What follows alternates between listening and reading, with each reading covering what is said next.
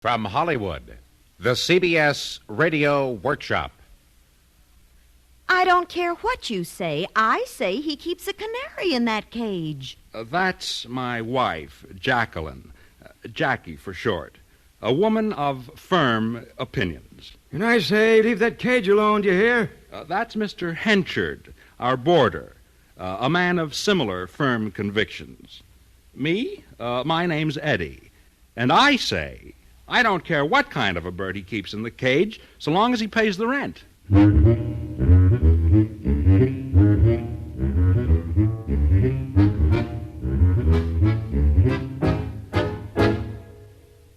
The CBS Radio Workshop, dedicated to man's imagination, the theater of the mind, presents Housing Problem.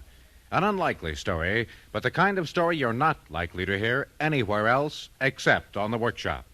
Housing Problem, an experiment with your imagination. Adapted by Sam Pierce from the short story by Henry Kuttner. Produced and directed by William N. Robeson.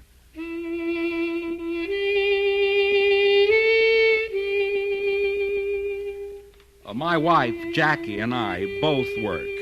We have to keep up the house payments. And we couldn't make ends meet even then if it weren't for the rent Mr. Henchard pays us for the back room. So, naturally, we were pretty worried when he announced one night. I gotta leave town for a while. Oh. You're giving up the room? I'm doing nothing of the sort. Oh, that's nice. I'm quite willing to keep paying the rent while I'm gone, providing... Providing what, Mr. Henchard? Providing I can count on you two to cooperate. Why, of course, Mr. Henchard. Oh, whatever you say. I'll be gone about a week. Some property of mine up north needs tending to. I don't like to leave my bird cage behind, but I can't take it with me on a bus. Oh, we'll be more than glad to take care of it. That's just what I don't want you to do. Don't go near it. Don't touch it. Don't remove the cover. But the canary, it'll starve. Canary. Canary, you listen to me. I'll leave plenty of food and water. You just keep hands off. That's how you cooperate. Stay away from that bird cage, understand? Yes, Mr. Henchard. But I don't understand. You heard me. Keep your hands off that cage. Yes, Mr. Henchard.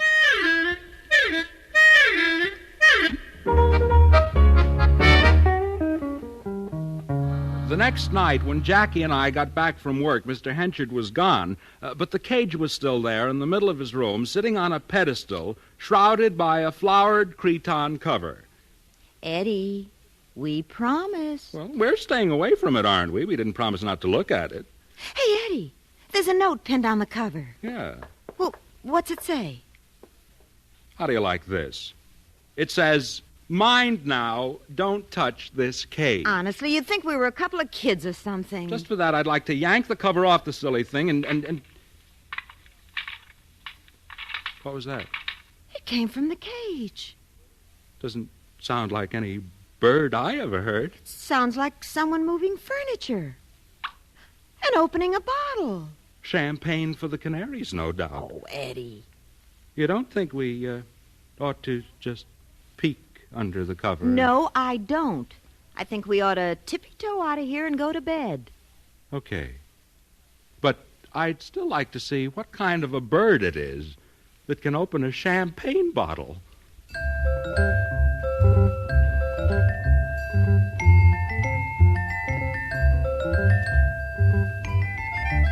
Next day, that silly bird cage was so much on my mind, I nearly fed my hand into the planing mill down at the plant. Jackie admitted the same kind of trouble.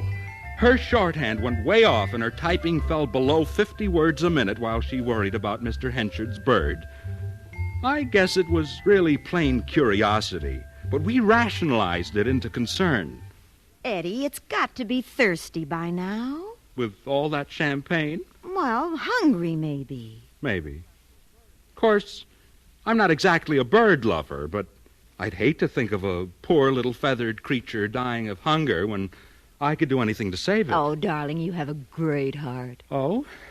It's nothing, really. Mm-hmm.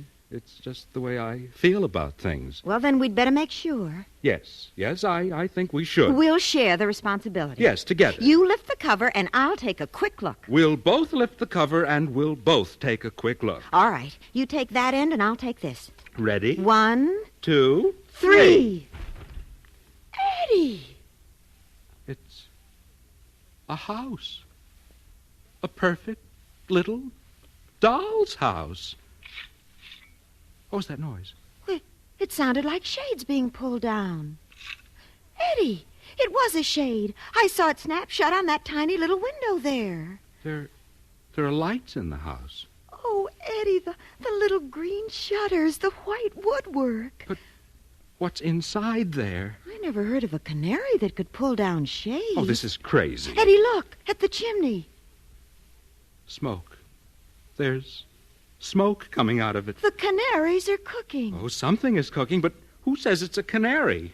Who says it's any kind of a bird? But what else could it be? It's a bird cage. It's a house in a bird cage. A perfect little house down to the very last detail. Look, there's a doormat and a tiny little doorbell. Ring it. Ring it? The doorbell. Ring it. How am I going to ring a doorbell on a house that's inside a bird cage? I can't get my finger through those bars. Cage is soldered to the stand. Well, maybe you could use a pencil. Pencil, sure, good idea. Here. Now, let's see if I can get the tip through the bars and against the doorbell button. That's about it. Now, push it. Eddie!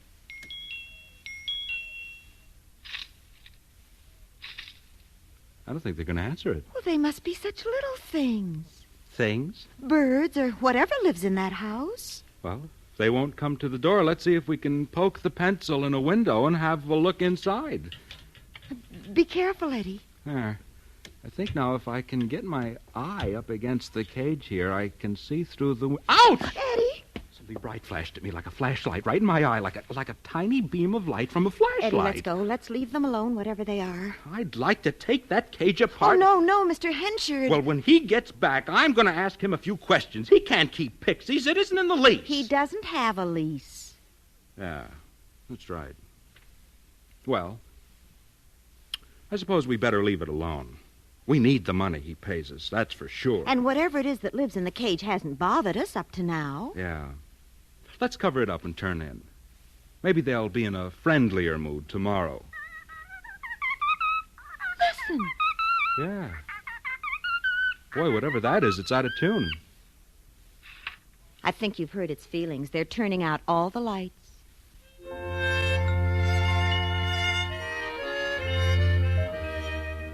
Jackie had nightmares all night. I know, because I didn't sleep a wink. So, the next morning, we decided on a quick look before we went to work. Now, let's be real quiet, and maybe we can sneak up on them. You think they'll be leaving for work, too? What kind of work? Painting buttercups? Now, be quiet, and I'll get the cover off. Okay. Look, one of the window shades is up and the window's open. Maybe I can see inside this morning. If I can just get up close enough, I think I can see... Eddie, what is it? An eye. A great big bloodshot eye staring back at me. Let me see. Eddie, it's a little mirror. Mirror? Yes, a little mirror hanging on a wall. And that was your eye looking back at you. Well, it didn't look like my eye. It was bloodshot. Well? Very funny. Eddie, look, on the porch. It's a milk bottle. And it's purple. Purple milk? From a purple cow, maybe? Oh, cut it out.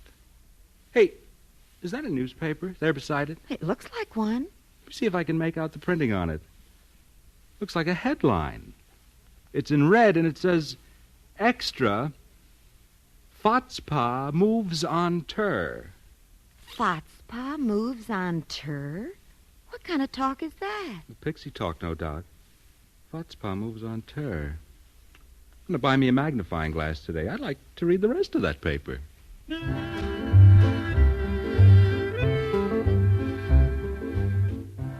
I don't know how Jackie and I got through that day at work, but somehow we did. And that night, we didn't even wait to get our coats off before we went in to see the cage. I heard the sound before Jackie did. Eddie, listen. Music. And it's good music, too. But it sounds so little. Well, what else? They're little people. It stopped. They must have heard us. Let's get the cover off. No lights, windows shut, and the blinds drawn. The milk and the paper's gone, too. Yeah. Wait a minute. Is that a sign on the door? I can't make it out. It's so tiny. I'll use my new magnifying glass. Quarantine. Scoppy fever. Scoppy fever? Why, the little liars. I'll bet they don't have scoppy fever at all. You only get scoppy fever in April, don't you? April and Christmas. That's when the bread and butter flies carry it. Where's my pencil? I'm going to ring the bell again.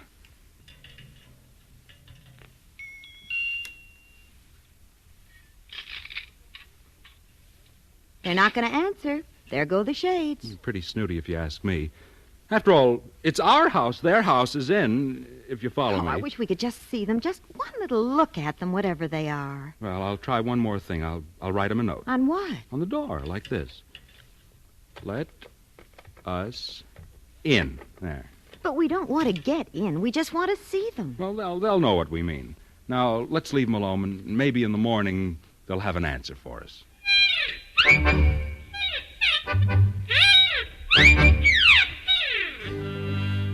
Eddie, the quarantine sign's gone.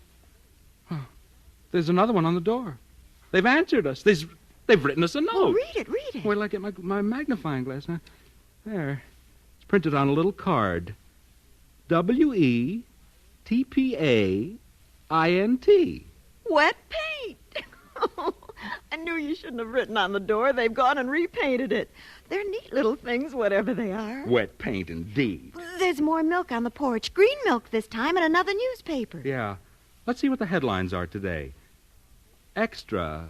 Fotzpa overshoots Tur. What kind of news is that? Well, I don't know, but I think we'd better cover the cage, Eddie. I think we've bothered them enough. We don't want them to get mad at us. They might blab to Mr. Henchard and get us in trouble. You sound as though you thought they could talk. Well, who says they can't? They can read, they can write, so they can talk.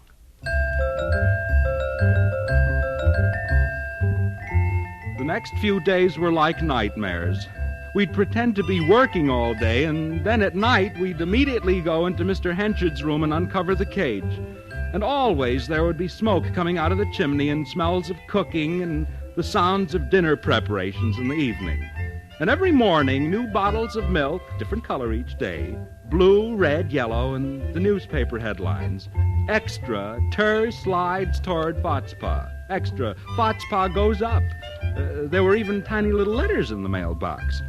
And one morning there was a telegram. Oh, but we couldn't get to them. Day after day we tried to see inside the little house, but always it was the same. When we took the cover off the birdcage, the noises would stop. The shades would snap shut, the lights would go out, and nothing was left but the lazy spiral of smoke from the tiny brick chimney. Then one night, Jackie and I had it out. But what would Mr. Henchard say? Oh, I don't care. I've got to find out what goes on in that house. My work's going all to pot. I know, Eddie. I filed a letter today that I was supposed to mail. I almost welded my thumb to a wing section. Heck with Mr. Henchard. Let's go in and find out what lives in that cage, even if we have to melt it down with a blowtorch. Sure is quiet in here tonight. I'll get the light. I'll get the cover off. Oh, no. Eddie. What is it? Look, on the front door. It's a sign. A big sign. For rent. It says for rent. Oh, Eddie, they've moved out. They sure left the house clean. Look inside there. The floors are polished, the walls are scrubbed, but the furniture's gone, and the window shades. Oh, Eddie, what are we going to do? What are we going to say when Mr. Henchard comes home? Well, we didn't have long to wait. The very next night, Mr. Henchard blew in like a blast of cold air, went directly to his room, and blew back out again, considerably hotter. Busybodies, priors, I told you not to touch the cage. Oh, Mr. Henchard. I told you to leave it alone. Oh, no, not you two. You had to fool around with it. Mr. Henchard, we only thought they might be thirsty. You only thought you had to stick your noses into somebody else's business. That's what you thought. Well, you've done it. You've ruined the whole thing. They've gone, moved out, lock, stock, and barrel. They've moved, and I'm moving too. Oh, Mr. Henchard, we're so sorry. Sorry? It took me months to build that little house to their exact specifications, and months more to coax them to live in it. Now you spoiled it. They won't be back. Who won't be back? My tenants. I'll have to build a new house now.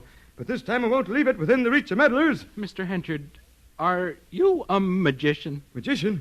I'm a craftsman. A mighty good one. That's all it takes. You treat them right and they'll treat you right. It isn't everybody who knows how to build the right sort of house for them. But who are they? Who are they? You mean who are they?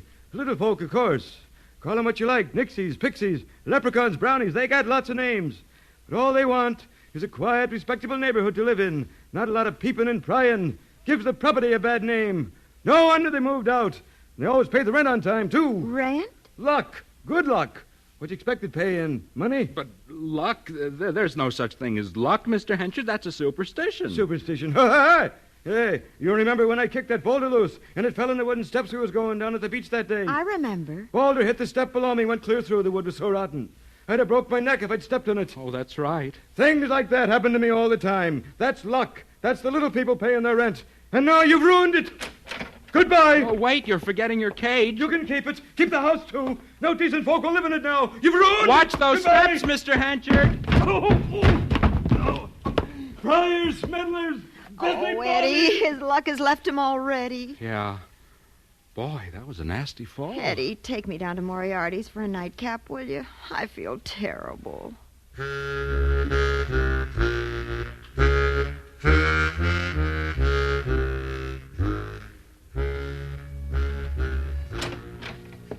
I still feel terrible. Yeah.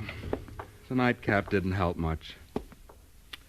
Let's turn in. It's late. Shall we take a last look at the cage? Can't hurt anything. Come on. Eddie, listen. They're back. The house is rented again. And they're having a party. Eddie, they're happy in there. Honey, we're in. We've got the house and we've got the tenants in it. Maybe we'll have the luck that goes with them. Maybe they'll pay us the rent now. Yeah, but we won't bother them anymore. We'll leave them alone. We'll never peek or pry again. And if they're happy, they'll probably stay on for always. Oh, Eddie, this is wonderful.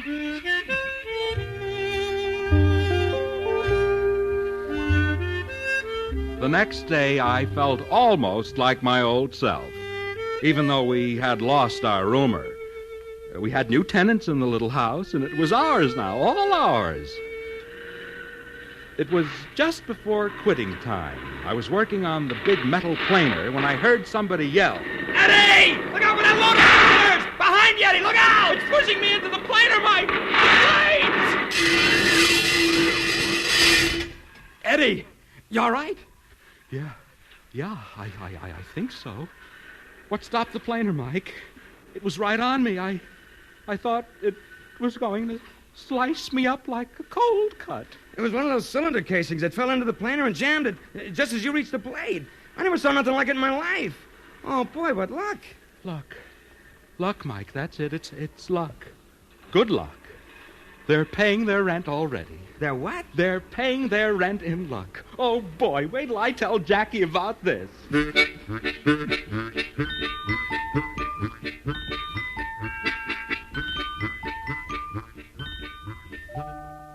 Imagine those wonderful little guys, Jackie. Saved my life, and they've only been in the house one day. It was a miracle, Eddie. You could have been killed. Yeah. Any other time, the planer would have gone right on slicing, and I'd have gone into it. You know what I've been thinking? No, what? I ought to write them a note of thanks. Let them know I'm grateful. We promised we'd leave them alone, Eddie. Oh, but this would be different. I just lift up the cover on the cage and slip the note in and cover it up again. It couldn't hurt anything. Well, I don't know. Matter of fact, I've already written the note. Oh, come on. Let's take it into them. You won't try to mess around with them? Oh, I promise. Anyway, who messed around with them before? Just me? I know. Come on. What's going on in there? Sounds like the same party they were having last night. Only it's bigger and louder. Come on, let's get the cover off. Eddie, look! Bottles.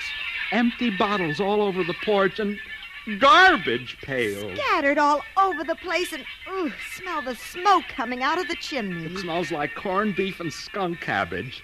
Jackie, what have we got in there? Well, they're certainly not the same class of tenants Mr. Henchard had. That's it. He said the place would run down. He said he'd have to build a new house to get the decent kind of tenants. Oh, Eddie, what have we done? We've inherited the Jeter Lesters, the Jukes, and the Calicacs. The place looks like Tobacco Road. Well, there's even a clothesline stretched across the front window. Well, that does it. I'm not going to put up with sloppy tenants. I'll pour water down the chimney and send them all packing. Eddie, you can't. I can and I will. There's no reason for us to put up with this kind of nonsense. But there is a reason, Eddie. Don't you remember? They pay their rent. You mean the planer? You would have been killed today if you hadn't had some extra luck. Some extra good luck. These pixies may be sloppy, but they pay their rent. You're right, honey. You're absolutely right. I fall on the planer and the cylinder casing jams it in time. But I'll be out of work for a week while they fix it. But Mr. Henchard's luck worked all the way. If he'd have fallen in a planer, a fuse would have blown, and he'd have been back at work the next day on full salary. Okay, so Mr. Henchard had a better class of tenant. Ours are sloppy, so our luck will be a little sloppy, too, but they stay. They stay here if they have the wildest parties in town. Oh, you're right. We own a slum, but it's better than nothing. Let's go down to Moriarty's for a drink. I think we need it.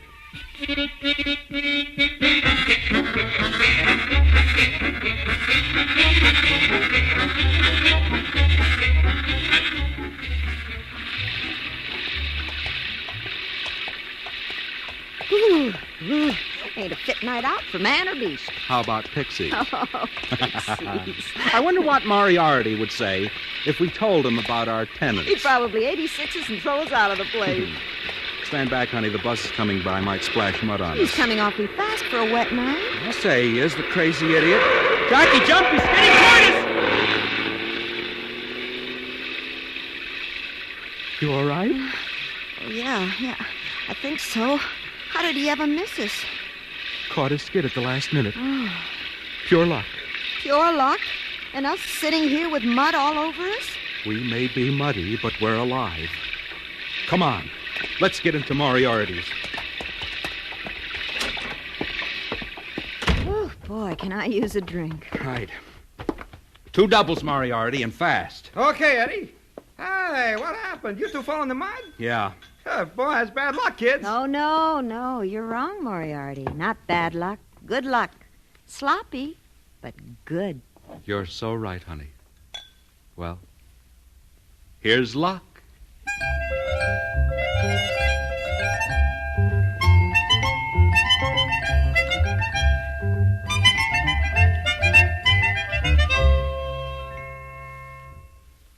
The CBS Radio Workshop has presented Housing Problem, a play for radio by Sam Pierce, adapted from the short story by Henry Kuttner. Shirley Mitchell was heard as Jackie, Shepard Menken as Eddie, and Dawes Butler as Mr. Henchard, Mike, and Moriarty. The original score was composed and conducted by Leo Diamond. Sound patterns by Ray Kemper and Gus Bays. Next week, from New York, the workshop will present Norman Dello-Joyo's Pulitzer Prize-winning composition Meditations on Ecclesiastes with Edward R. Murrow, Father Lawrence McGinley, Rabbi Theodore L. Adams, Dr. Oswald Hoffman, Senator John Kennedy, and a 55-piece string orchestra conducted by Alfredo Antonini.